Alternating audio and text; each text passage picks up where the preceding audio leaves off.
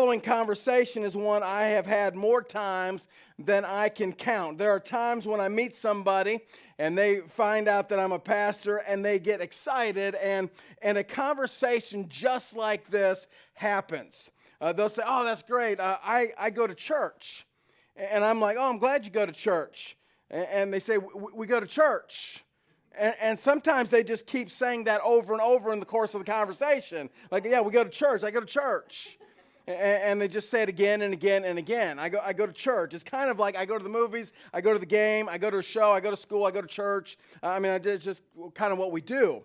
And we'll talk for a bit, and then they'll say, "If it's not too much, could I ask you, would you mind just keeping me in your prayers? Would you mind praying for me?" And I'm like, "Absolutely, I would love to pray for you. How can I pray for you?" And usually, it's not just one prayer request. They'll say something like, "Well, honestly, I don't even know where to begin. I'm just going through so much right now. I'm going through a lot. And would you pray for my marriage? We're kind of struggling. And while you're at it, would you pray for my oldest son? We think he's taking some kind of pills that he ought not be or something like that. And we're not sure.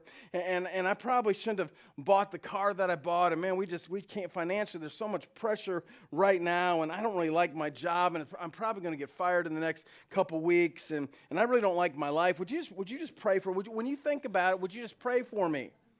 And it's like, okay, slow down. Let me take these notes down because that's a lot right there, right? Like you're going through a lot. I just had a conversation just like this past week, and I just looked at him and said, "Yeah, you're going through a lot. There's a lot." But I usually take the time to ask a few questions. Okay, you go to church. Which church do you go to? Well, that one. What's the name of it? I'm not really sure what to call it. I think that we just changed our names maybe a year or so ago. I can't remember. Well, what's your pastor's name? Oh, man, I knew you were going to ask that. Hang on. I really don't know. I kind of, I'm bad with names. And, are you in a life group? Well, no, I'm pretty busy. I don't do anything like that. Do you serve at church? No. When is the last time that you went to church? Well, it's probably been a month or two that we were there. And that's when my strategy of how to minister to the person changes. Like I pray for them and I tell them something that they probably aren't expecting to hear. It's the very same thing that I'm going to tell some of you today. I tell them, maybe you need to stop going to church. Maybe you need to stop going to church because what I want them to see is the very same thing that some of you need to see today. God's highest calling for you as a follower of Jesus Christ was never to go to a church, not to go to a building.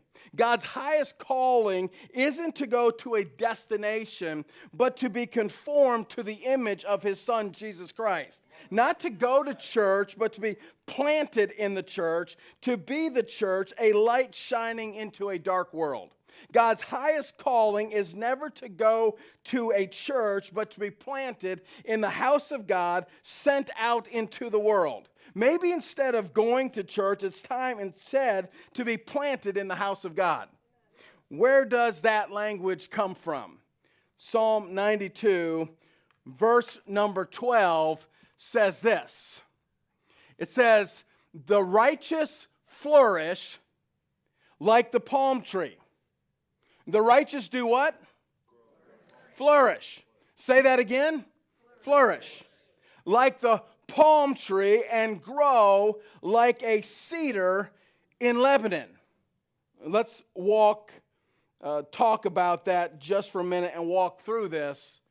They're going to grow like a palm tree and like a cedar, and they're going to flourish. What does the word flourish mean? The word flourish isn't a word that we use a lot in everyday language, at least I don't use it a lot in everyday language. Like if you come up to me and say, "Hey, Jonathan, how are you doing?" I'm probably not going to say, as a matter of fact, there's no probably about it. I'm not going to say, "Well, actually, dude, to be honest with you, I am flourishing today." I'm flourishing. You wouldn't believe I am flourishing. I dare you, just for fun, to try going up to a guy at work and say, hey, bro, man, you are flourishing this week at work. I mean, you are nailing, you are flourishing. I dare you to say that. That's not what we typically say, and if you do, you're probably there all by yourself. Flourishing isn't a word that we often use, but it's a really great image of what happens when you're planted. And what does flourishing mean? It means thriving. It means growing. It means prospering. It means to be a blessing. It means having spiritual growth. That you, when you're righteous, are literally planted. You are thriving. You are prospering. And then the psalmist compares it to two trees, the cedar and the palm. The cedar tree, cedars were known for their durability. They were known for being pleasant to look at and also pleasing to smell. For example, when Solomon built his temple, he made the columns and the posts and the beams and the roof out of cedar because his building was designed to last for centuries. Cedar is durable. If you have a cedar chest, it's attractive and it smells good. We're being compared to flourishing like a cedar that's durable, that's strong, that's lasting, and also like a palm. The palm branch of the palm trees were always symbolic of triumph and victory. We're flourishing, we're triumphant, and we are victorious.